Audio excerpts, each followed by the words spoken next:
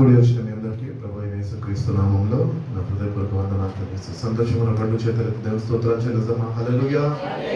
ఇంకొద్దిగా వాక్యం పెంచుదాం. హల్లెలూయా. ప్రభు మిమ్మల్ని దర్శించి దీవించి బలపరిచి నడిపించును గాక.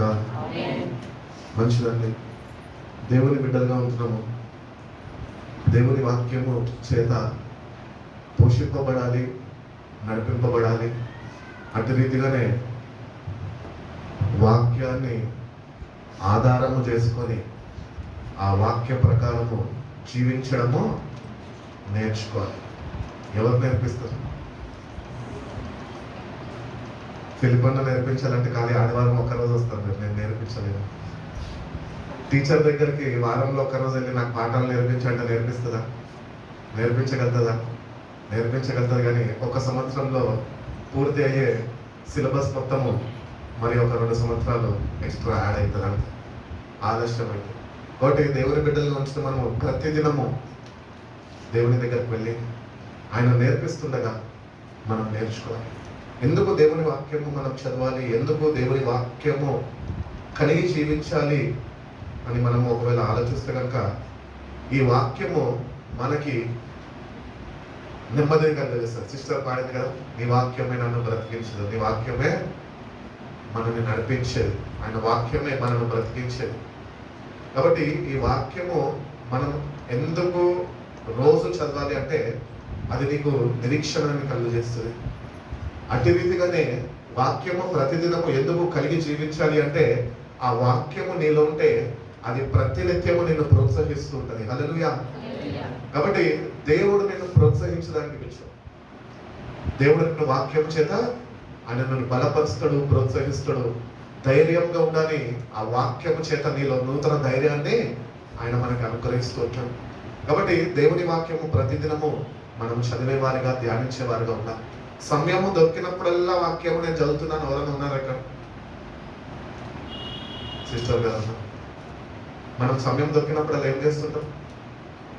వృధా చేస్తుంటాం. ఫోన్తో గడుపుతుంటాము, లేకపోతే పక్కన వాళ్ళతో ఏదో ఒక దేనికి ఉపయోగకరమైన లేని మాటలు మాట్లాడుకుంటూ సమయాన్ని వృధా చేస్తుంటాం. కానీ ఆ సమయాన్ని పోనీ యొక్క సమయాన్ని సద్వినియోగపరచుకోమని దైవజనుడు తెలియజేస్తున్నాడు. కాబట్టి ఈ సమయాన్ని ఎక్కువగా మనం పోనీ యొక్క సమయం దొరికినప్పుడల్లా ఒక వాక్యాన్ని తీసుకొని ఆ వాక్యాన్ని ధ్యానిస్తూ, ప్రభా ఈ వాక్యము చేత నువ్వు నాకు నిరీక్షణని కలిగించు, ఈ వాక్యము చేత నాలో ధైర్యాన్ని పుట్టించు, నీ వాక్యము చేత కృంగిన నా జీవితానికి ప్రోత్సాహము అనుగ్రహించు ప్రభా అని ప్రతినిత్యము దేవుని వాక్యము సమయం ఉన్నప్పుడల్లా చదువుతూ ఉంటే ఆ వాక్యము నీ జీవితంలో స్థిరపరచబడుతుంది. ఆ వాక్యము నిన్ను జీవింపజేస్తుంది.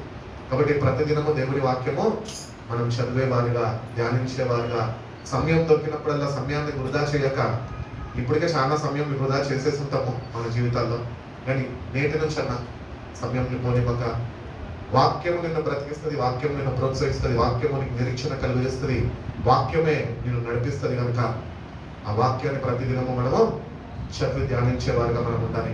God's word gives us hope and encouragement. Encouragement కావాలంటే ఏం చేయాలి? దేవుని వాక్యం చదవాలి. It is the only book in this world which will encourage you and will not discourage you. నువ్వు దేవుని మాటకి లోబడితే ఎప్పుడు నిన్ను ప్రోత్సహించి, నిన్ను ధైర్యపరిచి, నిన్ను బలపరిచి, నిన్ను జీవింపజేసి నిన్ను నడిపిస్తూ ఉంటుంది దేవుని వాక్యం. అందుకనే వాక్యము ప్రతిదినము మనం చదువుకోవాలి. నేనేదో పెద్ద ప్రసంగం చేయడానికి ఇక్కడ రాలేదు, నేను ముందు నిల్చోలేదు. చిన్న 4 మాటలు మనకు తెలిసిన వాక్యాలే మనం చూస్తాము. ఆ వాక్యాలు మనం చదివే ఉంటాము, కానీ ఆ వాక్యానికి ఇవ్వాల్సిన సమయము ఇవ్వక, ఆ వాక్యాన్ని ధ్యానించక, ధ్యానించిన నువ్వు సరైన అవగాహన, గ్రహింపు కలగక ఆ వాక్యాన్ని విడిచిపెట్టి ఉంటామేమో. కానీ వాక్యము విడిచిపెట్టడానికి కాదు, కానీ విన్న వాక్యాన్ని భద్రపరచుకునే దానికి మనము వాక్యాన్ని భద్రపరచుకొని మనము జీవించే వారు ఉండాలి. ఫిలిప్పీయులకు రాసిన పత్రిక 1వ అధ్యాయం 6వ వాక్యంలో భక్తుడైన పౌలు తన ప్రియ కుమారుడు తిమోతికి తెలియజేస్తున్న మాటలు, మొదటి దినము నుంచి ఇది వరకు సువార్త విషయంలో మీరు నాతోని పాలివారు ఉండుట చూచి, ఇక్కడ నుంచి విందామండి. మీలో ఈ సత్క్రియని ఆరంభించిన వాడు యేసుక్రీస్తు దినము వరకు దానిని కొనసాగించునని రూఢిగా నమ్ముచున్నాను గనుక మీ అందరి నిమిత్తము నేను చేయు ప్రతి ప్రార్థనలో ఎల్లప్పుడూ సంతోషముతో ప్రార్థన చేయొచ్చు.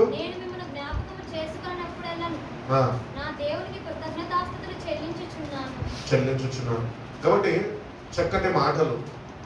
ఒక వ్యక్తి కృంగిపోతున్న సమయంలో లేకపోతే అయోమయ స్థితిలో ఉన్నప్పుడు భక్తుడైన పౌలు తన ప్రియకుమారుడైన తిమోతికి తెలియజేస్తున్న మాటలు ఏంటి అంటే, నీలో సత్కార్యము ప్రారంభించిన వాడు. ఇప్పుడు మనందరం రక్షణ పొందుకున్నాం. మనందరిలో దేవుడు ఒక కార్యాన్ని ఆయన ప్రారంభించున్నాడు. ఆ సత్కార్యం ఏంటి అంటే నీకు అనుగ్రహింపబడిన రక్షణ. ఆ రక్షణ విషయంలో ఆయన తెలియజేస్తున్నాడు ఏమనంటే, the God who began a good thing, good work in you, within you, will continue his work until finally finished on the day that Jesus Christ appears. ప్రభు ప్రత్యక్షమయ్యే అంతవరకు నీలో కార్యముని ప్రారంభించిన వాడంట దాన్ని ఏం చేస్తాడంట, నీలో ఫినిష్ చేస్తాడంట. ఆయన నీలో ఒక కార్యము ప్రారంభించిండు అంటే నేను ఉట్టిగా విడిచిపెట్టాడు. అది నువ్వు పొందుకునే కృపని కూడా ఆయన నీకు అనుగ్రహిస్తుంటాడు. మనం ఈ వాక్యం చదువుతున్నప్పుడు ఒకటి గుర్తించాలి. ఏంటి అంటే, దేవుడు మనలో ఒక సత్క్రియని ప్రారంభించాడు, కానీ మనము ఆ సత్క్రియలో ముందుకి కొనసాగాలి. ప్రభు యొక్క రాకప్పుడు వరకు అది మన జీవితంలో తుడముట్టించబడాలి అంటే కనుక మనము ప్రభుత్వాన్ని సహకరించాలి. నువ్వు ప్రభుత్వాన్ని సహకరించక ఆయన ప్రారంభించుకున్నాడులే నాలో ఒక మంచి పని, ఆయన చూసుకుంటాడులే అని నువ్వు ఇష్టానుసారంలో తిరిగిన అనుకో, నీ అవివేకం ద్వారా నువ్వు నీకు అనుగ్రహింపబడిన రక్షణని నువ్వు పోగొట్టుకుంటావు. అందుకని మనము దేవునికి సహకారులుగా ఉండాలి, ఆయనతో సహకరించాలి. ప్రభా, నువ్వు నాలో ఒక కార్యాన్ని ప్రారంభించావు, ఒక మంచి కార్యము నువ్వు ప్రారంభించావు. He began a good work in you. ఒక మంచి కార్యము నేను ప్రారంభించావు. ప్రారంభించిన దేవుడు ఆ మంచి కార్యాన్ని తుడముట్టించాలని ఆశపడుతున్నాడు. ఇప్పుడు ఆ మంచి కార్యము నీ జీవితంలో నెరవేర్చబడాలి అంటే నువ్వు ప్రభుత్వాన్ని సహకరించేవాడుగా ఉండాలి. నువ్వు ప్రభుత్వం ఎప్పుడైతే సహకరిస్తావో ఆయన కార్యాన్ని జరిగించుకుంటూ వస్తుంది. ఈరోజు రక్షింపబడ్డాము అని పేరుకి మాత్రమే రక్షింపబడ్డాము. అమ్మ రక్షణ పొందుకున్నారంటే అందరూ అంటారు, అవునన్నయ్య రక్షణ పొందుకున్నా. నీళ్ళల్లో మునిగిన ఫిలిప్పన్న బాప్తిజం ఇచ్చిండు, రక్షణ పొందుకున్నా. అది రక్షణ కాదు, అది ఒక ఇండికేషన్ మాత్రమే. కానీ రక్షణ ఇంకా ఎవరికి అనుగ్రహింపబడలే. రక్షణ దినం ఒకటి రాబోతుంది. ఆ రక్షణ దినం కొరకు దేవుని బిడ్డలందరూ వేగిరపడి వేసి ఉండాలంట. మంచి క్రియలు చేస్తూ, దేవుని అడుగు జాడలలో నడుస్తూ, వాక్యానుసారంగా జీవిస్తూ, పరిశుద్ధమైన జీవితము దేవుని దగ్గర నుంచి అపేక్షిస్తూ దేవునితో సహకరిస్తే కనుక ఆ మంచి కార్యము దేవుడు నీలో తుదముట్టిస్తాడు. He will finish the good work which he has started in your life. కాబట్టి మన జీవితాల్లో నిజంగా మనం ఈ వాక్యం చదువుకుంటున్నప్పుడు మనం పరీక్షించుకోవాలి. ఏంటి అంటే, నేను దేవునితో సహకరిస్తున్నానా? మన జీవితాలు నిజంగా చూసుకుంటే దేవునితో ఏమాత్రమో సహకరిస్తాను. కానీ దేవుడు అంటున్నాడు, నువ్వు సహకరించే వాడిగా ఉంటాను. నువ్వు దేవునితో సహకరిస్తేనే ఆ మంచి పని అనేది నీలో ఆయన ముగించగలుగుతాడు. కాబట్టి ఆ రక్షణ అనే మంచి కార్యము దేవుడు నిన్ను నన్ను మనందరినీ ప్రేమించి, సర్వ మానవులని ప్రేమించి 2024 సంవత్సరాల క్రితం కల్వరి శిల్వలో ఇదిగో నీ కొరకు నా ప్రాణం నేను అర్పిస్తున్నాను అని 2 చేతులు చాపి ఆయన ఆ రక్షణని, ఆయన మరణము ద్వారా ఆ రక్షణను మనకు అనుకరించున్నాడు. ఆనాడు ప్రారంభమైన ఆ మంచి పని నేటి వరకు కూడా అది కొనసాగుతుంది. హల్లెలూయా. కాబట్టి మంచి పనిలో ఈ ప్రక్రియలో ముందుకు కొనసాగుతున్న మనము ప్రభుత్వాన్ని సహకరిస్తే కనుక ప్రారంభించిన పనిని ఆయన నీ జీవితంలో ఆయన తులపట్టిస్తాడు. కాబట్టి ఈరోజు మన ఫైనల్ గోల్ ఏంటి అంటే, మనందరం రక్షింపబడాలి. ఎవరు రక్షించుకోవడానికి ఇష్టమో పడము, ప్రభు కూడా ఇష్టపడడు, ప్రభు చిత్తం కాదు. అందుకనే వాక్యం చెప్తుంది కదా, ఒక ఆత్మ కూడా నశించడమో ఆయన చిత్తము కాదు. అంతటలో అందరూ మారు మనసు చెంది రక్షణలోనికి రావాలి అని దేవుడు కోరుకుంటున్నాడు. కాబట్టి రక్షణ పొందుకున్న మనము దేవునితో ఎట్లా నడుచుకుంటున్నాము? దేవుడు ప్రతిదినము వాక్యము చదువుతుండగా ఆయన మాట్లాడుతున్నాడు. ప్రతిదినము నేను హెచ్చరిస్తున్నాడు, ప్రతిదినము నేను ధైర్యపరుస్తున్నాడు, ప్రతిదినము నేను వాక్యం చేత ప్రోత్సహిస్తున్నాడు, ప్రతిదినం ఆయన తోని నేను పురికొల్పుకుంటున్నాడు. అప్పటికి కూడా మనం ఏం చేస్తున్నాం తెలుసా? సార్లే అక్కడే ఉంది. పొద్దున ఒక గంట సేపు ఇచ్చేసా కదా ప్రార్థనకి, రైట్, నీ టైం నీకు ఇచ్చేస్తాను, నా దగ్గరికి ఇంకా నువ్వు రావాలి అంటే ప్రభుత్వాన్ని సహకరించని జీవితాలు, ప్రభుని విడిచిపెట్టి లోకంలో తిరిగే జీవితాలు. అట్టి రీతిగా కాదండి. నువ్వు ఏ పని చేస్తున్నప్పటికీ, ఎక్కడ ఉంటున్నప్పటికీ, ఏ రంగంలో నువ్వు ఉంటున్నప్పటికీ, నువ్వు చేస్తున్న ప్రతి ఒక్క పనిలో ప్రభు యొక్క సహకారిగా, ప్రభుకి సహకారిగా నువ్వు ఉండినప్పుడే నువ్వు మంచి పనులు చేస్తూ ఉంటావు. నీలో మంచి పని ప్రారంభం చేసిన అయినా ఆ మంచి పనిని నీలో కడముట్టిస్తావు. కాబట్టి ప్రభుత్వం నువ్వు సహకరించకపోతే కనుక ఆయన ఏమి చేయలేడు. ఆయన నిన్ను బలవంతం చేసే దేవుడు ఏమాత్రమో కాదు. ఇష్టపూర్వకంగా రావాలండి. రక్షణ ఉచితంగా వచ్చింది, ఉచితంగా వచ్చింది కాబట్టి అది మనకు చులకన అయిపోయింది. ఈరోజు రక్షింపబడ్డాము, రక్షణ విషయంలో శ్రద్ధ వహించము. అందుకనే బైబిల్లో మనలాంటి జ్ఞాపకం చేస్తున్నాడు ఏంటంటే, మీకు అనుగ్రహింపబడిన రక్షణని మీరు భయముతోనూ వణుకుతోనూ కొనసాగించండి అని చెప్తున్నాడు. ఈరోజు కొనసాగించాలి అంటే మనంతటా మనం కొనసాగించలేము, కానీ ప్రభుత్వాన్ని సహకరించి ఆయనతో నడుచుకుంటే కనుక ఆయన కొనసాగించే కృపను మనకి అనుగ్రహిస్తాను అని దేవుడు తెలియస్తాడు. కాబట్టి ఆ మంచి పని దేవుడు మనలో ప్రారంభించాడు, అది మనలో ఆయన ఫినిష్ చేయడానికి ఆయన సిద్ధంగా ఉన్నాడు. కాబట్టి మనమే ఆయనతో సహకరించి ఆ రక్షణని భయముతోనూ వణుకుతోనూ కాపాడుకుంటే కనుక ఆ విమోచన దినము, ప్రభు ప్రత్యక్షమయ్యే దినములో ఆయన ఏ రక్షణనైతే ఆ 2024 సంవత్సరాల క్రితం కల్వరి శిలువలో సర్వ మానవులకి అనుగ్రహించి ఉన్నాడో అదే రక్షణ నువ్వు పొందుకునే కృపను ఆయన ప్రత్యక్షమైనప్పుడు నీకు అనుగ్రహిస్తాడు. కాబట్టి అప్పటి వరకు దేవుని బిడ్డలుగా మనము మన రక్షణ విషయంలో చాలా శ్రద్ధ వహించి చాలా జాగ్రత్తగా దాన్ని కాపాడుకొని కృపని ప్రభు దగ్గర నుంచి పొందుకొని ప్రభువా నువ్వు నాలో ప్రారంభించావు, అది నేను ఒక రోజు పొందుకోబోతున్నానయ్యా.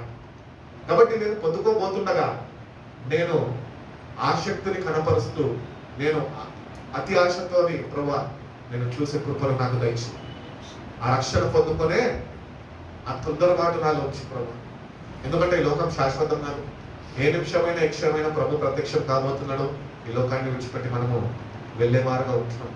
తగిన సిద్ధపాటు ఉంటేనే, నీకు అనుగ్రహింపబడిన రక్షణలో విషయంలో నువ్వు శ్రద్ధ వహిస్తేనే నీలో ఒక మంచి కార్యం ప్రభు ప్రారంభించడం అని నువ్వు గుర్తించి గ్రహించి ఆ మంచి కార్యంలో నువ్వు నడుచుకుంటేనే ఆయన ప్రత్యక్షమైనప్పుడు ఆ రక్షణ నీకు ఆయన ద్వారా నీకు అనుగ్రహింపబడుతుంది. నామకార్థ క్రైస్తవులుగా బాప్తిజం తీసేసుకొని నేను సంఘానికి వెళ్తున్నా, ప్రార్థన చేసుకుంటున్నా, ఉపవాసాలు ఉంటున్నా, ఒక్కరోజు కూడా ప్రార్థన మాట్లాడలేదు అని ఆచార ప్రార్థనలు చేసుకుంటూ వెళ్తే కనుక ఆ రక్షణ దినంలో రక్షణ నీకు అనుగ్రహింపబడదు. అందుకనే ప్రభుత్వాన్ని నడుచుకోవాలి. ప్రభుత్వాన్ని సహకారులుగా మనం ఉన్నప్పుడే ఆ మంచి పని మనలో మనలో ఆయన కడుగుపిస్తాడు. కాబట్టి ఆ రక్షణను మనం పొందుకునే వారుగా మనం ఉంటున్నాం. రెండోదిగా మనం చూసుకున్నట్లయితే రోగులు రాసిన పత్రిక 15వ అధ్యాయం 13వ వాక్యం ఉంటుంది చూడండి.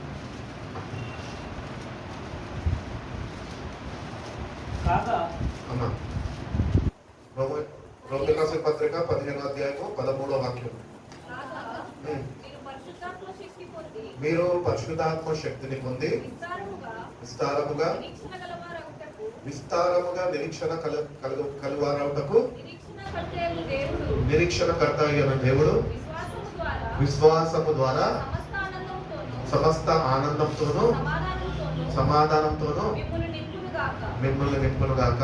ఆమెనని చెప్పుకోవాలి. దేవుడు తన ఆత్మతో నింపి, తన సంతోషంతో నింపి ఆయన రాక కొరకు ఆయన నిన్ను సిద్ధపరుస్తున్నాడు. ఇప్పుడు మనంతటా మనం రక్షణ పొందుకున్నాము, ఇష్టపడ్డాము, ప్రభుని రక్షకుడిగా స్వీకరించాము, మన జీవితాల్లోకి ఆహ్వానించుకున్నాము.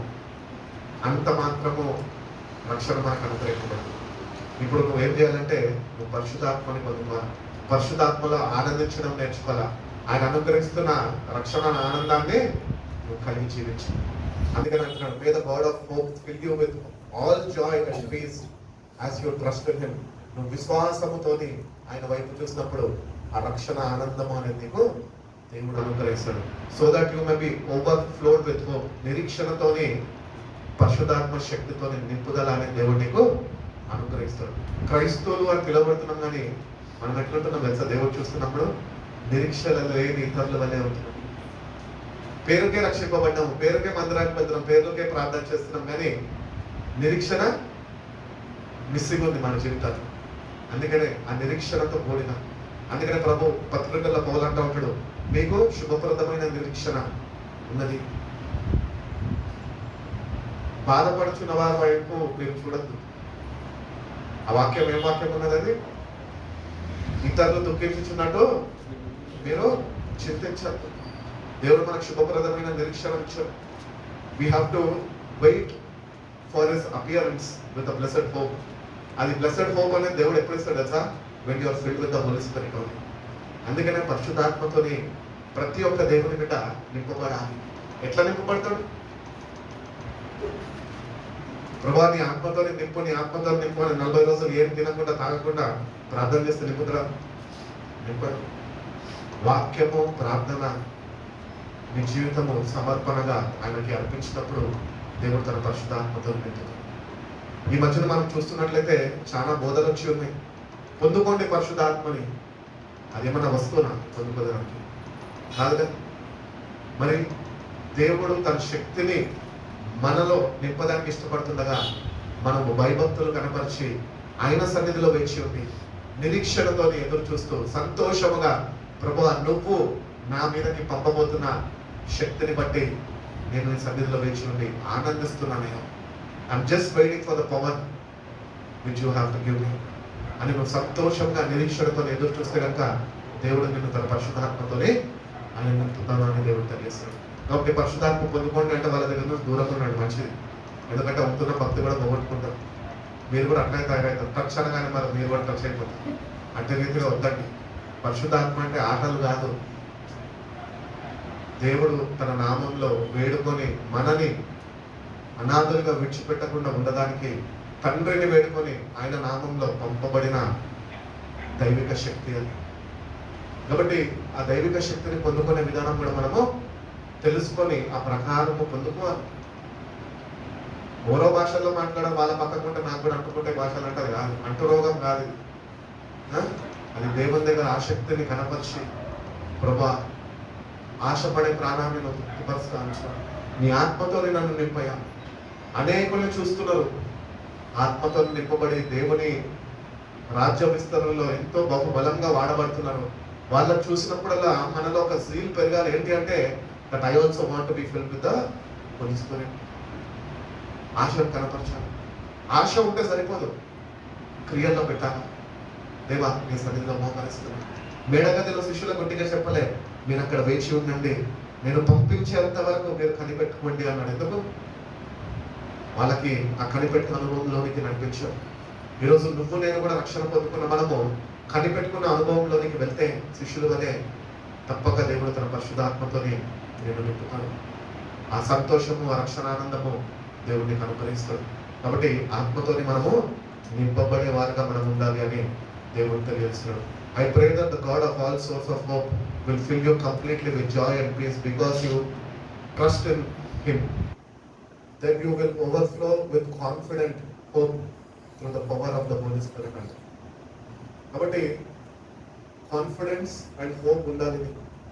నా ప్రభు నన్ను నింపుతాడు, నేను నింపడానికి నన్ను పిలుచుకున్నాను. ఉట్టి పాత్రగా ఉండడం ఆయనకు ఇష్టం లేదు. ఆయన ఆత్మతో నింపబడిన పాత్రగా నువ్వు ఆయన చేతిలో నువ్వు వాడబడాలి అని దేవుడు కోరుకుంటాడు.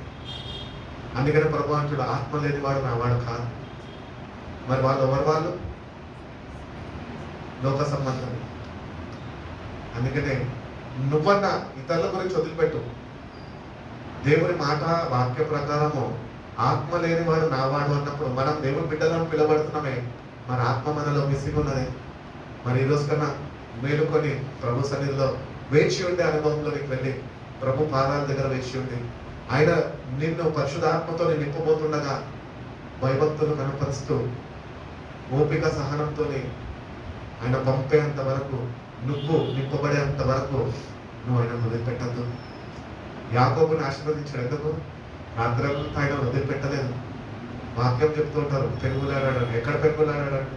ఆయన బొక్క ఎదిగిపోయి బాధపడుతున్నాడు, కానీ ప్రభుకి అందుకొని జీవించాడు. అందుకని అట్టి రీతిగానే మనం కూడా ప్రభుకి అంటుకొని జీవించే వారుగా ఆయన పాదాలు పట్టుకొని మనం జీవించగలిగితే దేవుడు తన ఆత్మతో మనని ఆయన నింపడానికి ఇష్టపడుతున్నాడు. కాబట్టి ఏదో ప్రార్థన చేసేసుకుంటే లేకపోతే పొందుకోండి అనగానే పొందుకోలేము. అది బ్రహ్మపరిచే ఆత్మ. వాటి నుంచి దూరంగా ఉండి నీ గదిలో నువ్వుంటున్న స్థలంలోనే మోకరించి దేవుడు నాడు ప్రభా నీ ఆత్మతో నన్ను నింపు. ఆత్మ లేనివాడు నీ వాడు కాదు, కానీ నేను నీ బిడ్డలు ప్రభా నీ ఆత్మతో నన్ను నింపు అని నువ్వు దేవుడిని అడిగితే కనుక దేవుడు తప్పక తన ఆత్మతోని దేవుడిని నింపుతాడు. కాబట్టి ఈ పరిశుద్ధాత్మని పొందుకోవాలి అంటే మనకి తగిన సిద్ధపాటు ఉండాలి. దానికన్నా ప్రాముఖ్యంగా ఆయన యొద్దకు వెళ్ళే ధైర్యము మనకు ఉండాలి. You have to have confidence to receive the Holy Spirit. Confidence లేకుండా నీలో భయం ఉందనుకో దేవుడు పరిశుద్ధాత్మని ఇవ్వలేడు. అందుకనే తిరిగి ఆత్మని దేవుడు మనకి ఇవ్వలే. ధైర్యంగా రా దేవుని దగ్గరికి, ఆయన సింహాసనం దగ్గరికి ధైర్యంగా వెళ్ళి ప్రభా నీ ఆత్మతో నన్ను నింపుతాను, నింపు ప్రభా, వేచి ఉంటున్నాను, నువ్వు నన్ను నింపితే గానీ నేను ఇక్కడి నుంచి నివ్వను ప్రభా అని చెప్పేటట్టుంటే కనుక దేవుడు తప్పక తన ఆత్మతోనే నేను నింపుతాను. కాబట్టి మనం ఎప్పుడు క్రైస్తులము, దేవుని బిడ్డలంగా గుర్తింపు పొందుకున్నాము, రక్షణ పొందుకున్నాము, ఆయన రక్షకుడుగా అంగీకరించాము, ఆయన రాక కొరకు సిద్ధపడుతున్న మనము ఎప్పుడు ఆయనని బట్టి మనము ధైర్యంగా ఉండాలి. దేనికి భయపడదు. క్రైస్తువులు భయపడతా ఉంటారు, వాళ్ళని చూస్తే చాలా బాధ అనిపిస్తుంటారు. ఎందుకు క్రైస్తువులని గోడు పెట్టుకున్నారు వీళ్ళు అనిపిస్తుంది. ఎందుకు భయపడితే ఏమొస్తుంది? ఇంకా భయం ఎక్కువైతుంది, అంటే ఏం కాదక్కడ. అందుకనే దేనికి భయపడదు. భయం వచ్చినప్పుడల్లా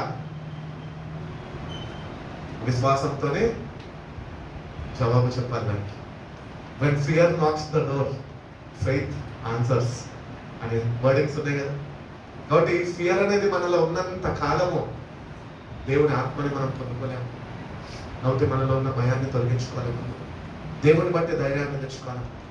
యెహోషువతో దేవుడు అంటూ ఉంటాడు, ఏమంటాడంటే this is my commandment, this is my command, be strong and be courageous, do not be afraid or discouraged, for I am with you. నువ్వు నిబ్బరము కలిగి ధైర్యముగా ఉండు, చెడియకుము భయపడకుము అని చెప్తున్నాడు దేవుడు. కాబట్టి నిబ్బరముగా ధైర్యముగా నువ్వు దేవుని దగ్గరికి వచ్చినప్పుడు దేవుడి ఆత్మని నువ్వు పొందుకోగలవు. నీలో భయం ఉండి, ఎందుకు మనిషిలో భయం ఉంటుంది? పాపం ఉన్నప్పుడు భయం ఉంటుంది. అందుకనే ఫస్ట్ నీ పాపాలన్నింటి విడిచిపెట్టు. ఆ పాపాలు విడిచినప్పుడు ఆటోమేటిక్గా ధైర్యము రీజనరేట్ అవుతుంది. ఆ భయం దగ్గర ధైర్యం రీజనరేట్ అవుతుంది. అప్పుడు నువ్వు ధైర్యంగా ఉండగలుగుతావు. ప్రభు దగ్గరికి వెళ్ళి ప్రభు అనుగ్రహిస్తున్న శక్తిని నువ్వు పొందుకోగలుగుతావు అంటాడు. యెహోషువ అంటున్నాడు, నువ్వు నిబ్బరంగా ఉండు, ధైర్యంగా ఉండు, నువ్వు భయపడకు, చెడియకు, నేను నీకు అబ్బా. ఆయన మనల్ని నింపడమే కాదు కానీ ఆయన మనకు తోడుగా ఉన్నాడంట. నీకు ఆయన ఉంటే మనకు ఎందుకండి? ఏమైనా అవసరమా? ఏమి అక్కర్లేదు, దేనికి భయపడక్కర్లేదు. అట్టి ధైర్యాన్ని మనము కనపరిచే వారిగా ఉండాలి. ప్రభు దగ్గరకు వస్తున్నా మనము, ప్రభా నీ బిడ్డగా జీవిస్తున్నా, నేను దేవునికి భయపడనే, నీ ఎంత భయభక్తులు కలిగి నేను జీవిస్తున్నానని నువ్వు చెప్తే కనుక దేవుడు తప్పక తన పరిశుద్ధాత్మతో నిన్ను ఆయన నింపుతాను అని తెలియదు. పేతురు రాసిన మొదటి పత్రిక 5వ అధ్యాయము 10వ వాక్యం ఒకసారి చదువుకున్నాను. తన నిత్య మహిమకు క్రీస్తునందు మిమ్మల్ని పిలిచిన సర్వకృపానిధి యొక్క దేవుడు కొంచెము కాలము మీరు శ్రమపడిన పిమ్మట తానే మిమ్మను పూర్ణులుగా చేసి సిద్ధపరిచి బలపరచును. కాబట్టి దేవుని వాక్యమే సెలవిస్తుంది, కొంతకాలము మీరు శ్రమను అనుభవిస్తారు. అందుకనే ప్రభు ఇక్కడ ఉన్నప్పుడు అన్నాడు, ఏమన్నాడు? ఈ లోకంలో మీకు శ్రమ. ఎవరికి లేవండి శ్రమలు? క్రైస్తవులు అంటేనే శ్రమలో గుండా వెళ్ళేవారు. కాబట్టి కొంతకాలం శ్రమ ఉంటుంది. ఈ శ్రమ వచ్చినప్పుడు మనం ఏమైపోతాం తెలుసా? కృంగిపోతూ ఉంటాం. కృంగిపోవద్దు, ధైర్యంగా నిలబడాలి. ఎందుకంటే దేవుడు తన ఆత్మని మనలో ఉంచుతున్నాడు. ఈరోజు దేవునితో నువ్వు సరైన సావాసం కలిగి ఉంటే నీలో ఉంటున్న ఆత్మ శక్తిని పొందుకుంటుంది. అప్పుడు నువ్వు ధైర్యాన్ని కలిగి జీవించగలుగుతావు. కాబట్టి కొద్ది కాలం శ్రమ వచ్చినప్పుడు చాలాసార్లు మన జీవితాల్లో మనం కృంగిపోతుంటాం. ఎందుకు తెలుసా? దేవుని యందు సరైన అవగాహన లేక, నిరీక్షణ లేక, ఆయన యందు విశ్వాసము కోల్పోయి మనం అధైర్యపడిపోతూ ఉంటాం. క్రైస్తువులు అధైర్యపడిపోతుంటే అది దేవునికి అవమానకరం అండి. క్రైస్తవుడు ఎప్పుడు ధైర్యంగా ఉండాలి. అందుకనే పౌలు అంటాడు, నేను ఆయనను బట్టి అతిశయిస్తున్నాను. మనం ప్రభువుని బట్టి అతిశయించాలి, దేన్ని బట్టి కాదు.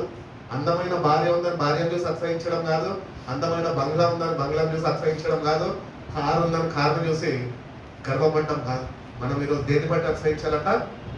నీ కొరకు నా కొరకు ప్రాణం పెట్టిన యేసయ్యను బట్టి మనం అతిశయించాలి. ఆయన మరణం ముళ్ళుని విరగొట్టి తిరిగి మృత్యుంజయుడిని లేచాడు. ఎంత గొప్ప శక్తి! అటువంటి దేవుణ్ణి కలిగి ఉన్న మనము కొద్దిగా శ్రమలు రాగానే అధైర్యపడిపోతూ ఉంటాము, కృంగిపోతూ ఉంటాము, నీరసకెళ్ళిపోతూ ఉంటాము, ప్రార్థన చేయడం మానేస్తాము, వాక్యం చదవడం మానేస్తాము, దేవునితో మాట్లాడడం మానేస్తాము. ఇదేమన్నా న్యాయమా మనకి? ఏమాత్రం న్యాయం కాదు. కాబట్టి కొద్ది కాలం మీకు శ్రమ వచ్చినప్పటికీ కూడా ఆయన అంటున్నాడు, కొద్ది కాలము మీకు శ్రమ వచ్చినప్పటికీ నేను మీకు తోడుగా ఉండి నేను మిమ్మల్ని స్థిరపరుస్తాడు. ఎక్కడ స్థిరపరుస్తాడు? వాక్యమందు స్థిరపరుస్తాడు. వాక్యమే క్రీస్తు అయి ఉన్నాడు. క్రీస్తు అనే బండ మీద నిన్ను స్థిరపరుస్తాడు. అందుకనే ఈయన మాటలు వినినవాడు వాడిలో బండ మీద కట్టుకుంటాడు. కాబట్టి ఆయన మాటలు వింటున్న మనము ఆ మాటల మీద మనం స్థిరపరచబడాలి. ఎట్లా స్థిరపరచబడతామంటే, మనము దేవుని వాక్యమందు ఆసక్తిని కనపరిచినప్పుడు, ఎక్కువ వాక్యాన్ని ప్రేమించినప్పుడు, ఎక్కువ వాక్యంతో నేను సమయం గడిపినప్పుడు నీ జీవితము వాక్యము నందు స్థిరపరచబడుతుంది. నువ్వు స్థిరపరచబడితే ఏమైతుందో తెలుసా? నువ్వు దేనికి కదల్చబడవు. ఏది నిన్ను కదిలించలేదు, వాక్యంకున్న శక్తి అని.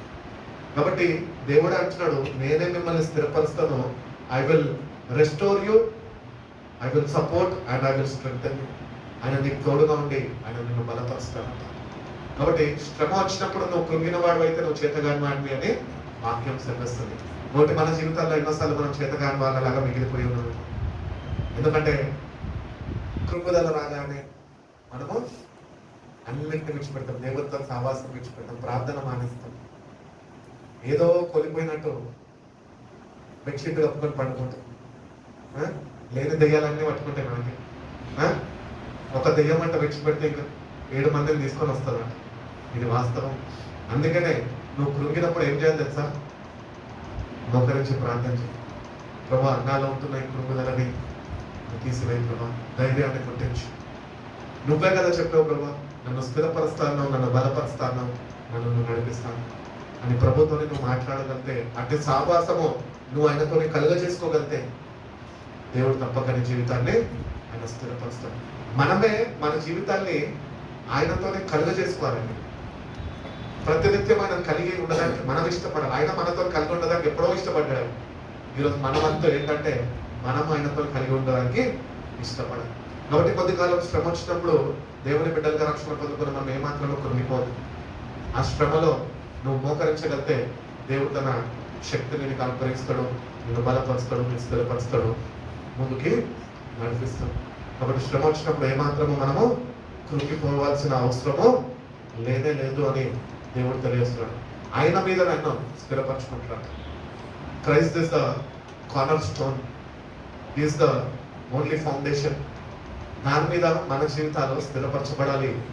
ఏ విషయంలో కూడా ఈ లోకంలో వస్తున్న శ్రమలు కానీ, ఇరుకులు కానీ, ఇబ్బందులు కానీ, ఏమన్నా కానీ, ఉపద్రవాలు కానీ మన మీద వస్తున్నప్పటికీ మనం మౌనంగా నిల్చొని కేవలం దేవుడిని స్మరిస్తున్నాం.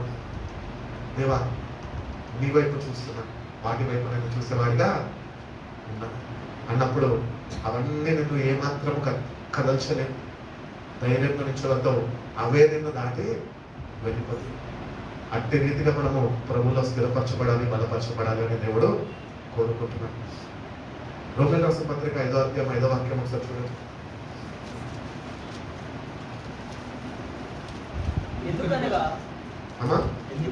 ఎందుకనగా ఈ నిరీక్షణ మనని సిగ్గుపరచదు, మనకి అనుగ్రహింపబడిన పరిశుద్ధాత్మ ద్వారా దేవుని ప్రేమ మన హృదయంలో.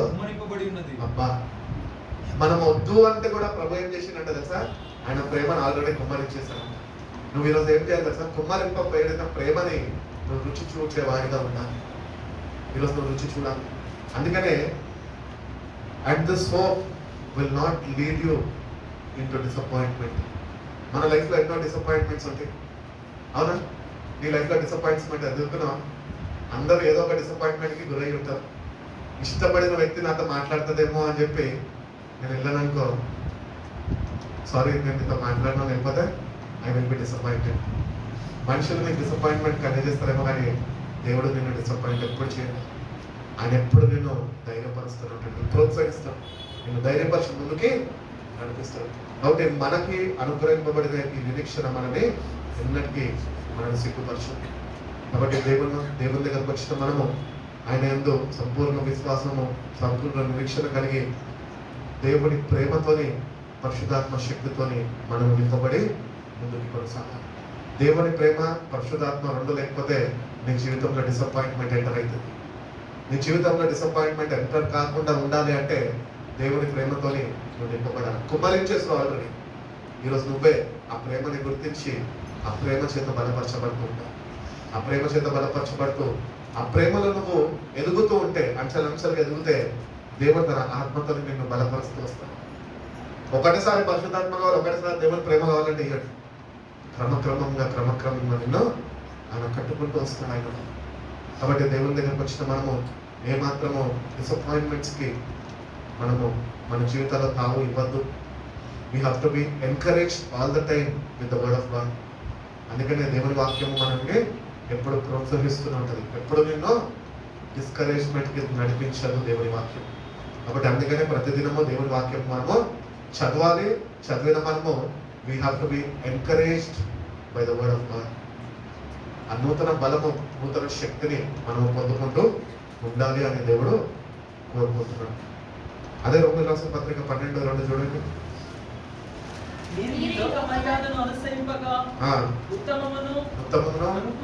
అనుకూలమును సంపూర్ణమైన దేవుని చిత్తమేంటో పరీక్షించి తెలుసుకున్నట్లు మీ మనస్సు మారి నూతన మగుట వలన రూపాంతరము పొందుడి. Don't copy the behaviour and customs of this world. మా ఇంట్లో ఇదే చేస్తారండి, నేను కూడా అదే చేస్తాను. శుభవార్త, ఇంట్లో శుభకార్యం జరుగుతుందంటే మౌడాకులు కట్టాలా, గుమ్మానికి ఏం పోయాలి, పసుపు పోయాలి. ఆచారాలు కాదా ఇవి? దేవుని వాక్యము కరెక్ట్గా చెప్తుంది సూటిగా. ఏమనంటే అవద్దు, మనకేం తగవు.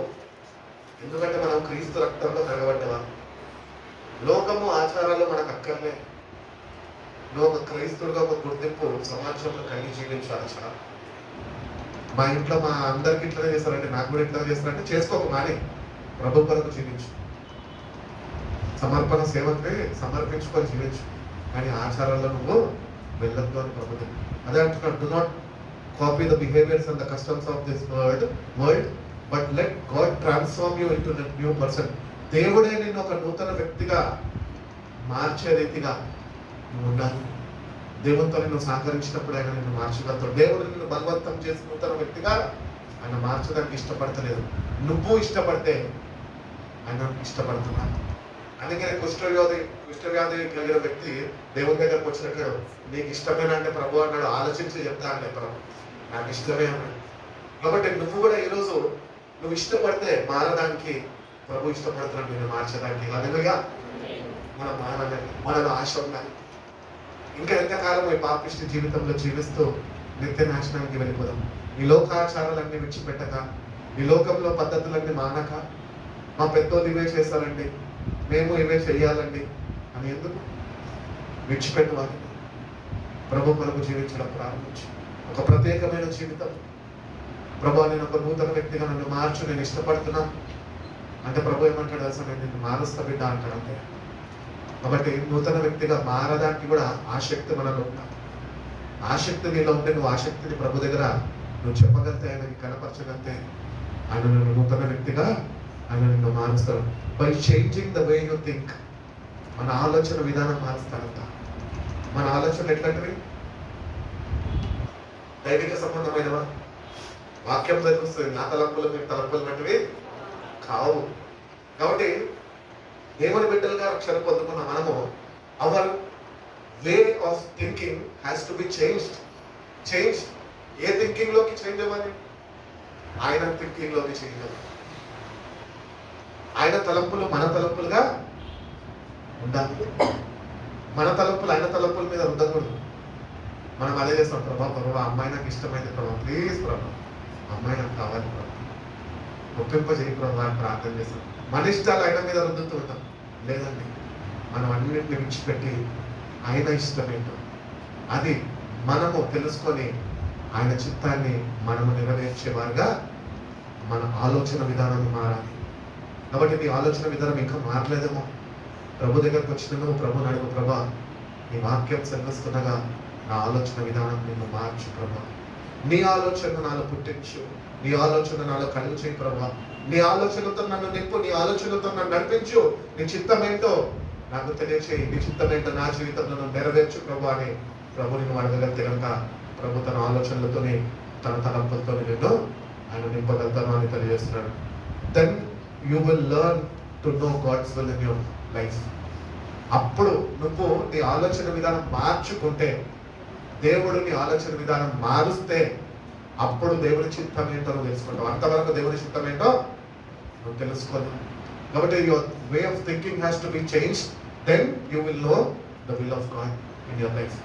కాబట్టి ఇదే ఆలోచన విధానంలో, పాపిష్టి ఆలోచన విధానంలో ఉండి ప్రభా నీ చిత్తం ఏంటో నాకు తెలియదంటే నాకు తెలియజేయవు.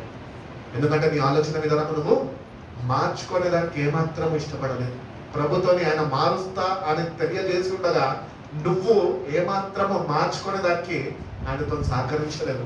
అందుకని నీ ఆలోచన విధానం మారలేదు. నీ ఆలోచన విధానం మారలేదు కాబట్టి దేవుని చిత్తం ఏంటో నువ్వు తెలియకుండా భక్తిలో ముందుకు కొనసాగుతుంది. కాబట్టి మన ఆలోచన విధానం ప్రభుని మార్చమని, ప్రభు మారిస్తే ఆయన చిత్తం ఏంటో మనకి బయలుపరిస్తే ఆ చిత్తం మన జీవితంలో ఆయన నెరవేరుస్తానని తెలియజేశారు. What is good and pleasing and perfect in his sight. ఆయన దృష్టిలో మంచిది, ఆయనకి అంగీకారమైనది, సరైనది ఆయన నీ జీవితంలో ఆయన జరిగిస్తాను అని దేవుడు తెలియజేస్తున్నాడు. కాబట్టి మన వే ఆఫ్ థింకింగ్ మారకపోతే కనుక దేవుడి చిత్తంలో మనము ముందుకి నడుచుకోలేమని దేవుని వాక్యం సెలవిస్తుంది. కీర్తనకారుడు అంటాడు కదా 119 కీర్తన 105 వాక్యంలో, నీ వాక్యము నా పాదములకు దీపమై ఉన్నది, నా త్రోవకు వెలుగై ఉన్నది. అట్టి రీతిగా మన ఆలోచన, కీర్తనకారుడు దావీదైన మహారాజు ఎట్టి రీతిగా అయితే వాక్యాన్ని ధ్యానించి వాక్యంలో ఉన్న మర్మాన్ని గుర్తించి ఆయన చెప్పుతున్నాడు, నీ వాక్యము నాది, నాకు పాదములకు దీపమై ఉన్నది, నా త్రోవకు వెలుగై. దేవుని తలంపులు కాదా? దావీదు అంతటే వచ్చినా లేదు, దేవుడు దావీదులో ఆ మాటను పుట్టిస్తే దావీదు పక్కగట్టాడు. అంటే మరొకటి గుర్తించారు, ఏంటో తెలుసా? దేవుణ్ణి తెలుసుకున్నాడు, దేవుణ్ణి ఆనుకొని జీవిస్తున్నాడు, అందుకనే ఒక మంచి సాక్ష్యం పొందుకున్నాడు. దావీదు నా హృదయానుసారుడు. His will has to become our will. కానీ మనం ఆపోజిట్ ఉంటాం, our will has to become his will అంటాం. మనం అట్టి రీతిగా మన జీవితాలు అంటే నీ మైండ్ సెట్ మారలేదు. అందుకని నీ ఆలోచన విధానం మార్చుకొని దావీదు ఎట్టి రీతిగా అయితే శ్రేష్టమైన మాటలు దేవుని వాక్యం గురించి తెలియజేస్తున్నాడు, అట్టి వాక్య అనుభవంలోనికి మనము కూడా నడిపింపబడాలి. అప్పుడు దేవుని చిత్తమేంటో మనం తెలుసుకోగలుగుతాం. కాబట్టి దావీదు తెలుసుకున్నాడు ఏంటంటే, వాక్యము దీపమై ఉన్నది, అది నా త్రోవకు వెలుగై ఉన్నది. అది మనకెప్పుడు అర్థమవుతుంది? దావీదు జీవితంలో అనుభవంకుండా నేను వెళ్ళాను. మరి మన జీవితంలో కూడా మనం అనుభవించాలి కదా. ఆ ఎక్స్పీరియన్స్ లోకి వెళ్తేనే నీకు తెలుస్తుంది, లేకపోతే తెలియదు. అందుకనే ఆయన తలంపులు మన తలంపులు మన తలంపులు మార్చమని. ఆయన తలంపుల వల్లే మన తలంపులు ఉన్నప్పుడు వాక్యము ఏంటో నీకు అర్థమవుతుంది. ఆ వాక్యము నిజంగా దావీదుకి ఎట్టి రీతిగా అయితే దీపంగా ఉన్నదో, త్రోవకి వెలుగుగా ఉన్నదో, నీ జీవితంలో కూడా వాక్యము దీపముగా నీ త్రోవకి వెలుగుగా ఉంటుంది అని తెలియజేస్తున్నాడు. అటు రీతిగా దేవుడు మత్తయి సువార్త 6:33 అంటాడు, ఏమంటే మొట్టమొదట నా నీతిని రాజ్యాన్ని వెతుకండి, తర్వాత సమస్తము నేను మీకు అనుగ్రహిస్తాను. ఈరోజు ప్రభు దగ్గరకు వచ్చి చాలా ప్రేయర్ రిక్వెస్ట్ ఇస్తూ ఉంటాం. ప్రభా I'm in this need lord, ఉద్యోగం లేదు ప్రభా, వివాహం అవ్వలేదు ప్రభా, జోబులో డబ్బులు లేవు ప్రభా, రెంట్ కట్టడానికి, హాస్టల్ ఫీజు కట్టడానికి ఎట్లా ప్రభా అని ప్రభు దగ్గరకు వచ్చి అన్నా ప్రార్థన చేయన్నా, చాలా ఆర్థిక ఇబ్బందులు మా అమ్మ నాన్న కూడా నాకు సపోర్ట్ చేయలేని పరిస్థితి అన్న. ప్లీజ్ అన్న, నువ్వు ప్రార్థన చేయాలి. నాకు ప్రార్థన అవసరత తెలియజేయడం తప్పు లేదు, కానీ దానికన్నా దేవుని వాక్యం మీద శ్రద్ధ వహించడం చాలా అవసరం. దేవుడు ఏమంటున్నాడు తెలుసా? మొదట నా నీతిని రాజ్యాన్ని వెతుకున్నాను. నీ హాస్టల్ ఫీజు అంటే నీకు ఒక హాస్టల్ ఇస్తాడు, నేను చేసుకోమని. అలాగే నిజంగా చెప్తున్నానండి, దేవుని అట్లా అనుభవించాలండి. మనము చిన్న చిన్న వాటి దగ్గర అడుక్కొనంటే వాళ్ళు వచ్చిన అడుక్కున్నట్టు దేవుని దగ్గర చిన్న చిన్న అవసరాల కొరకు రావద్దు. దేవుడు మన పట్ల he has more greater expectations then we have. మనం అనుకుంటాం, ప్రభా నాకు ఐబిఎంలో ఉద్యోగం ఇస్తే చాలు ప్రభా అని. కానీ ప్రభు అంటాడు, నీకు ఐబిఎంలో కాదు, సేమ్ ఐబిఎం కంపెనీలో యుఎస్లో నీకు ఇస్తారు ఉద్యోగం అని ప్రభు యొక్క ఆలోచన ఉంటుంది. మన ఇమాజినేషన్స్ చిన్నగా ఉంటాయి, ప్రభు యొక్క ఇమాజినేషన్స్ మన పట్ల చాలా పెద్దమైంది. ప్రభు యొక్క ఉద్దేశాలు అటువంటి. అందుకనే అవి మనము పొందుకోవాలి అంటే మొట్టమొదటిగా మన జీవితంలో ఆయన నీతిని రాజ్యాన్ని వెతికే వారిగా మనం ఉండాలి. వెతికేవారి నీతిని రాజ్యాన్ని, ఫలానా రాజ్యం ఇక్కడ ఉందంటే, ప్రజా రాజ్యం అక్కడ ఉందంటే అక్కడికి వెళ్తాం, ఇక్కడ ఉన్నదంటే ఇక్కడికి వెళ్తాం. కానీ దేవుని రాజ్యం ఎక్కడ ఉన్నది? మీ మధ్యలోనే ఉన్నది. మరి మళ్ళీ దీన్ని ఎందుకు ఎత్తుకాలి అని చెప్తున్నాను ప్రభు? ఇది మీరు అనుభవిస్తారు, అందుకనే చెప్తున్నాను. ఈ అనుభవం కూడా మీరు లేరు, అందుకని చెప్తున్నాడు. మొదట ఉన్న నీతిని రాజ్యాన్ని వెతకండి, ప్రేమ కలిగి జీవించండి. ప్రేమనే అన్నిటికీ ప్రాముఖ్యమైనది. ఈ లోకాన్ని ప్రభు దేంతో జయించాడు సార్? కేవలం ప్రేమతోనే జయించాడు. ఆయన ప్రేమని నిరూపించుకొని ఈ లోకాన్ని జయించాడు. నిన్ను నన్ను ఆయన సొత్తుగా మార్చుకున్నాడు ఆయన ప్రేమను బట్టే. అందుకనే మనము మొట్టమొదటిగా దేవుని దగ్గరకు వచ్చినప్పుడు అవసరతల నిమిత్తము ప్రార్థన సహాయం కోరుకోవడం తప్పులేదు, కానీ దానికన్నా ప్రాముఖ్యంగా నీ వ్యక్తిగత జీవితంలో వాక్యాన్ని చదువుతున్నావు నువ్వు. వాక్యము నాకు ఎట్టి రీతిగా అయితే వర్తింపబడుతున్నదో అట్టి రీతిగా నీకు కూడా వర్తింపబడుతున్నది. వాక్యం నాకు ఒకలాగా నీకు ఒకలాగా లేదు కదా. నా వాక్యం ఏమైతుంది, నీ వాయిల్లో కూడా అదే వాక్యం ఉంది కదా. సో నువ్వేం చేయాలా, నేను కూడా అదే, నేనేం చేయాలా, నువ్వు కూడా అదే చేయాలి. ఇప్పుడు మనం ఇద్దరం కలిసి ఏం చేయాలా? దేవుని యొక్క నీతిని రాజ్యాన్ని వెతికే వారిగా ఉంటాం. ఒక్కవేళ నువ్వు వెతికితే, నువ్వు ఆ నీతి రాజ్యాన్ని కనుగొని నువ్వు దానిలో జీవించగలితే సర్వ సమృద్ధిని నువ్వు అనుభవించగలుగుతావు. నీ ప్రతి ఒక్క అవసరతని దేవుడికి ఇస్తాడు. రోమి రాసిన పత్రికలు అంటారు కదా, దేవుడిని ప్రేమించే వారికి సమస్తము ఆయన సంకల్పం చొప్పున సమస్తము పిలువబడిన వారికి సమస్తము సమకూర్చబడి మేలుకై జరిగిస్తాడంట. కీడుకై కాదు, మేలుకై జరిగిస్తాడు.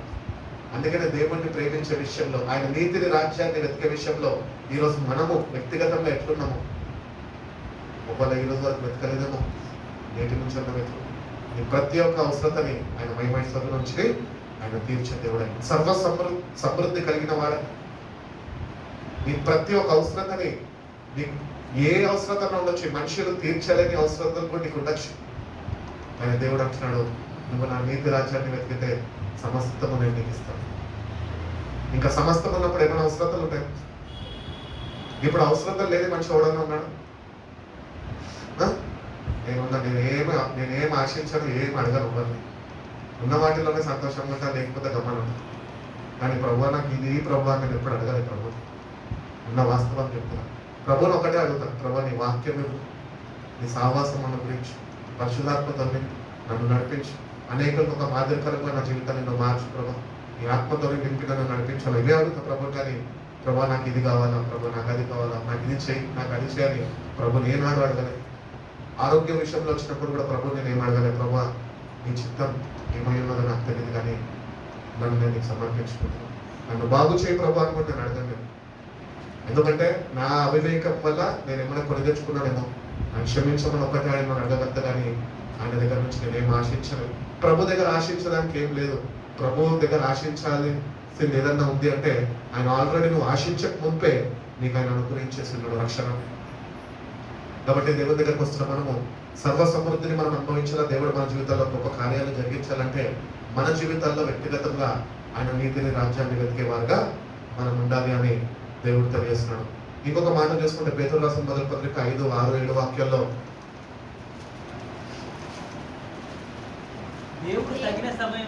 దేవుడు తగిన సమయమందు మిమ్మల్ని హెచ్చించినట్లు ఆయన బలిష్టమైన చేతుల కింద దీన మనసుకులై ఉండుడి. ఆయన మిమ్మల్ని గూర్చి చింతించుచున్నాడు గనుక ఈ చింత యావత్తు ఆయన మీద వేయుడి. అబ్బా, ఎవరన్నా చెప్తారా అంటే నీ కష్టాలన్నీ నా మీద వేసేసి నేను చూసుకుంటాను బాబు అని. ఆ? మన ప్రభు చూసిన ఎంత ప్రేమ కలడు. నీ చింత యావత్తు నా మీద ఇచ్చేసి నాకు ఇచ్చేసి నేను నీ గురించి చింతిస్తుంది. తల్లి చింతించకపోవచ్చు, నువ్వు కట్టుకున్న భర్త చింతించకపోవచ్చు, నీ అక్క చెల్లెలు నీ అన్న తమ్ములు చింతించకపోవచ్చు నీ గురించి. వాడి బతుకు నాశనం అయిపోయి అని వదిలేస్తారు. మనుషుల స్వభావం తెలుసు కదా మనకి. వాడి బతుకు అంతే పోనీ అని వదిలేస్తారు. కానీ ప్రభు అంటున్నాడు, మీరు ఏమాత్రం చింతించు, నీ చింత యావత్తు నా మీద మోపు. అందుకనే ఆయన బలిష్టమైన చేతుల కింద దీన మనసుకులయ్యి ఉండాలంటే humble yourself in the sight of the Lord that he will lift you up అని వాక్యం సెలవిస్తుంది. కాబట్టి వాక్యం ఎక్కువగా సెలవిస్తున్నది తమ్ము తాను తగ్గించుకున్న వాడిని ఆయన హెచ్చరించే దేవుడై ఉన్నాడు. కాబట్టి దేవుని దగ్గరకు వస్తున్నప్పుడు మొట్టమొదటిగా ఆయన రాజ్యంలోనికి నువ్వు అడుగు పెట్టాలన్నా కూడా దేవుడు నీలో మొట్టమొదటిగా ఏం చూస్తున్నాడు తెలుసా?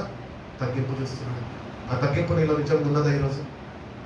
అన్ని విషయాల్లో, కొన్ని విషయాల్లో కాదండి. అన్న దగ్గరకు వచ్చినప్పుడు తగ్గించుకోవడం కాదు. అన్న దేవుడు కాదు, పైనుంచి దిగరాలేదు. మీలాంటి మనిషినే, నేను కూడా ఒక పాపినే. నా దగ్గర, మనుషుల దగ్గర, అధికారుల దగ్గర తగ్గించుకొని అయ్యా అని చేతులు కట్టుకోక్కర్లే. దేవుని దగ్గర తగ్గించుకోవడం నేర్చుకో.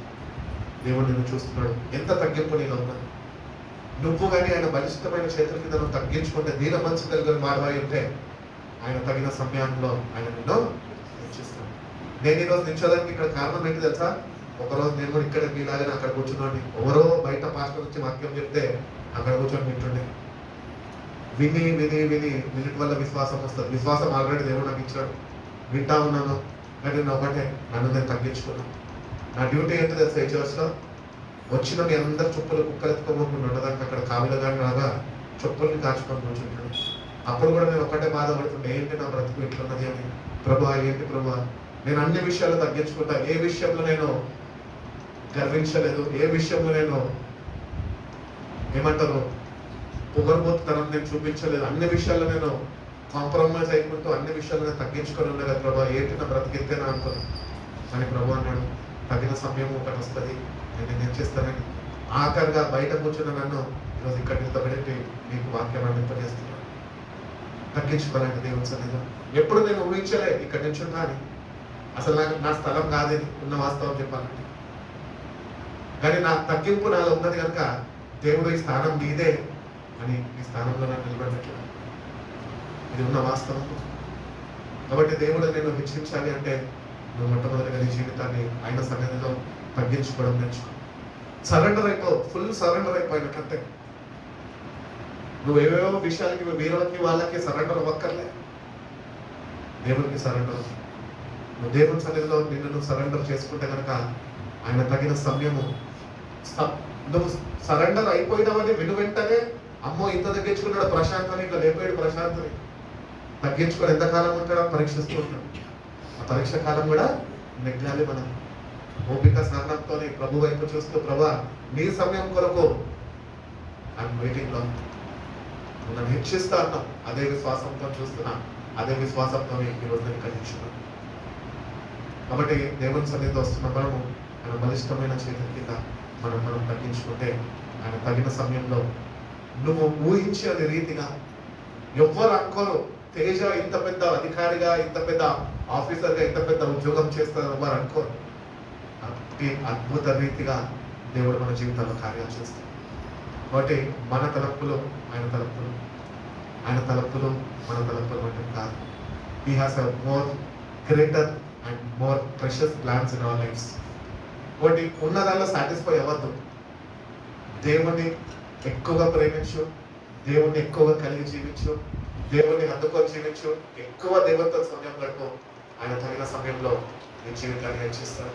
నువ్వు అనుకుంటుండొచ్చు, అయ్యో నా జీవితం ఎంత, నేను ఒక సాఫ్ట్వేర్ ఇంజనీర్, ఓన్లీ 3 lakh రూపీసే వస్తుంది అని అనుకుంటుండొచ్చు.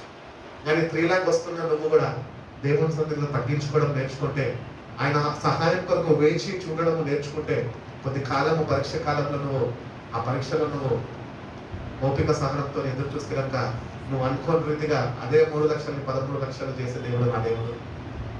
కాబట్టి దేవుడి దగ్గరకు వచ్చినప్పుడు మొట్టమొదటిగా దేవుడు నిన్ను నన్ను మనందరిని హెచ్చించాలంటే ఆయన మనలో తగ్గింపు కోరుకుంటున్నాడు. తను తగ్గించుకున్నాడు, వృద్ధుడుగా మార్చుకున్నాడు. ధనవంతుడు మన కొరకు దరిద్రుడు అయిపోయాడంట. ఈ లోకంలో ఎక్కడైనా ఉన్నదా చరిత్రలో? ఏదన్నా రాజు నీ కొరకు బిచ్చగా అయిపోయినా? కానీ మన ప్రభు మన కొరకు విచారణ చేసిందండి మనల్ని కాపాడుకోవడానికి. ఆయన శాపాన్ని ఆయన మీద వేసుకున్నాడు, మన మరణంని ఆయన మీద వేసుకున్నాడండి. తను తాను తగ్గించుకున్నాడు కదా, ఎప్పుడు రాసిన పత్రికలు ఉండదు కదా, తను తాను తగ్గించుకున్నాడు కనుకనే పరలోక రాజ్యంలో ఆయనకి అన్ని నామముల కన్నా పైనామము ఆయనకు అనుగ్రహింపబడ్డది. ఆ తగ్గింపు ప్రభులో ఉన్నది. ప్రభులో ఉన్నప్పుడు ప్రభుని వెంబడిస్తున్న మనలో లేకపోతే మన ప్రభు బిడ్డలు ఏమాత్రమో కాలేము. చాలా మందికి తగ్గింపు ఉండదు, కులాన్ని బట్టి, మతాన్ని బట్టి, లేకపోతే రంగుని బట్టి, లేకపోతే ఉంటున్న టాలెంట్స్ని బట్టి, అందాన్ని బట్టి అసలు దేనికి తగ్గమంటారు. తగ్గకపోతే నేను చూస్తూ ఉంటాను, ఎంతకాలం తగ్గ నా దేవుడు ఊరికేనే వదిలిపెట్టాడు, ఒకరోజు మొత్తుతాడు, అది కూడా ఎక్కడో మొత్తాడు, నా ముందే మొత్తుతాడు. హల్లెలూయా. కాబట్టి దేవుని దగ్గరకు వచ్చినప్పుడు అహంకారము ఉండద్దు, మనకు తగ్గింపు. లూసిఫర్ కూడా దేవదూతల్లో అందరిలో బ్యూటిఫుల్ ఏంజల్ గా చేసిన ఆయన. లూసిఫర్ మొగడా ఆడ నవ్వుతున్నారు, చెప్పండి. కానీ అసూయ పడ్డాడు. అసూయ ఎక్కడ వచ్చింది తెలుసా? ఆడదాని దగ్గర నుంచి వచ్చింది. అందుకని ఆడవాళ్ళు పక్కన వాళ్ళని విస్తరించుకోలేరు, అసూయ పడుతుంటారు. వాళ్ళకున్నది నాకు లేదని భర్తని తిక్కదింటూ ఉంటారు. ఈ అసూయ అనేది మన జీవితాల్లో ఉండదు. ఈ అసూయ వాడి హృదయంలో కలిగింది కనుకనే వాడు ఉన్న స్థానం నుంచి వాడు త్రోసివేయబడ్డాడు. ఆ స్థానము ఎవరికి అనుగ్రహించాడు? దేవుడు వాడికి అనుగ్రహించాడు. కానీ వాడు అసూయ పడ్డాడు. దేవుని కన్నా ఎక్కువగా నేను ఉండాలి అని ఆశించాడు. అది కూడా మన హృదయంలో ఒక కోరిక, తలంపు వచ్చిందంట, అంతే. దేవుడు చూశాడు, గమనించాడు, you are not fit in my kingdom అని త్రోసివేశాడు. అట్టి రీతిగానే నీలో కానీ ఏదైనా గర్వం ఉంటే నువ్వు దేవుని బిడ్డగా దేవుని రాజ్యంలోనికి ఏమాత్రం యోగ్యుడిగా నువ్వు ఉండదు. కాబట్టి ఏ విషయంలో కూడా నువ్వు గర్వించద్దు. కుల గర్వము, మత గర్వము, ఆస్తులు అంతస్తులు గర్వము వద్దు. తగ్గించుకోవడం నేర్చుకో. దేవుని సన్నిధిలో అనిగి మనకి ఉండు. అయిననే నేను ఒకరోజు లేవనెత్తుతాను అని దేవుడు తెలియదు. చివరికి ఒక వాక్యం చూసుకొని ముగించుకున్నాను. ప్రకటన గ్రంథం 21:4. ఆయన ప్రతి ఒక్క బాష్ప బిందును తుడిచివేయును, మరణము ఇంకా ఉండదు, దుఃఖమైనను ఏడుపైనను వేదనైనను ఇంకా ఉండదు. కాబట్టి ఈ లోకంలో ఉంటున్న మనము కేవలము యాత్రికులము, వాపసానులు మాత్రమే. We are just travelling in this earth. ఈ లోకంలో కష్టాలు ఉంటాయి, శ్రమలు ఉంటాయి, ఎదుపులు ఉంటాయి, కన్నీళ్ళు ఉంటాయి, బాధ ఉంటుంది, వేదన ఉంటుంది, అన్నీ ఉంటాయి. కానీ దేవుడు ఆయన మాటతో చదివిస్తున్నాడు, నీకెప్పటికీ వాళ్ళు కన్నీళ్ళు పెట్టరు. ఎందుకంటే దేవుడి రాజ్యము ఏమున్నది? నీతి, సమాధానము, ఆత్మలో ఆనందము, అది దేవుడి రాజ్యమై ఉన్నది. కాబట్టి ఆ రాజ్యానికి మనం చేరాల. ఈ లోకంలో ఉన్నప్పుడు కొన్ని శ్రమలు, కొంచెం బాధ, కొంచెం దుఃఖము అన్నీ ఉంటాయి. ఇవన్నీ it is a part of life, అంతే. You have to experience it. నువ్వు ఎక్స్పీరియన్స్ చేయకపోతే, నీకు అనుభవం లేకపోతే నువ్వు దాన్ని తట్టుకోలేవు. వెంటనే వచ్చిందని. అందుకనే మెల్లమెల్లగా ఏడవడం నేర్చుకుంటే అసలైన విషయము, రక్షణ విషయంలో ఏడవడం నేర్చుకుంటాం. అనవసరమైన వాటిని నేర్చుకుంటే అసలైన రక్షణ విషయంలో ఏడవడం మానకూడదు. అందుకనే నీకు అనుగ్రహింపబడిన రక్షణ ప్రభు తన రాజ్యంలోకి నిన్ను చేర్చుకొని అక్కడ నీ ప్రతి ఒక్క బాష్ప బిందుని నేను చూస్తా అంటున్నాను. ఈ లోకంలో నువ్వు పడిన శ్రమ, నువ్వు పడిన కష్టము నేను చూసాను. ఇంకా నువ్వు ఓపిక, సహనంతో, నిరీక్షణతో నా వైపు చూసావు కనుక ఇంకా నువ్వు చేసేది చాలు. ఈ లోకంలో నువ్వు ఉన్నది చాలు. ఇప్పుడు నా రాజ్యానికి వచ్చేసే, అక్కడ ఎప్పటికీ కన్నీళ్ళు ఉండదు అని దేవుడు తెలియజేస్తుంది. ప్రతి ఒక్క కన్నీటిని ఆయన చూస్తాను తెలియజేస్తాడు. కాబట్టి దేవుని వాక్యాన్ని వింటున్న మనము ఈ వాక్యం చేత ప్రోత్సహింపబడుతూ దేవునితో సహవాసం కలిగి మన సహవాసం బలపరుచుకుంటూ దేవుని ఆత్మ సహాయాన్ని పొందుకొని ఆత్మతో నింపబడి ఆయన పరిశుద్ధ రాకడ కొరకు మనము తగిన సిద్ధపాటు కలిగి ఉంటాం. దేవుని కృప మనందరికీ అనుగ్రహించి మనం బలపరిచి నడిపించడం గాక. కళ్ళు మూసుకున్నాం, చిన్న ప్రార్థన చేసుకున్నాం. పరిశుద్ధ ప్రేమ కలిగిన గొప్ప తండ్రి, మీ సాయంత్రకాల సమయంలో ప్రభావ మమ్మల్ని ఎంతగానో ప్రేమించి ప్రభావ మీ సన్నిధి ఆవరణంలో ప్రభావ మీరు మమ్మల్ని అందరినైనా మీరు ఈ రీతిగా మీరు చేర్చిన విధానం బట్టి మీకు స్తోత్రాలు ప్రభా. అవును ప్రభా, ఈ వాక్యము మాలో నిరీక్షణ కలిగిస్తుంది. ఈ వాక్యము మమ్మల్ని ప్రోత్సహిస్తుంది, మమ్మల్ని ధైర్యపరుస్తుంది. నీతోనైనా మమ్మల్ని అంటుకట్టబడే కృపను అనుగ్రహిస్తుంది ప్రభా. నీకు మేము అంటకట్టబడితే ప్రభా మేము బహుగా ఫలిస్తామని నీ వాక్యం సర్వస్తమయ్యా. అవును ప్రభా, నీ వాక్యంకి అంటకట్టబడి ప్రభా నీ కొరకునైనా ఫలితమైన జీవితాలనైనా జీవించే కృపను మాకు దయచేయండి.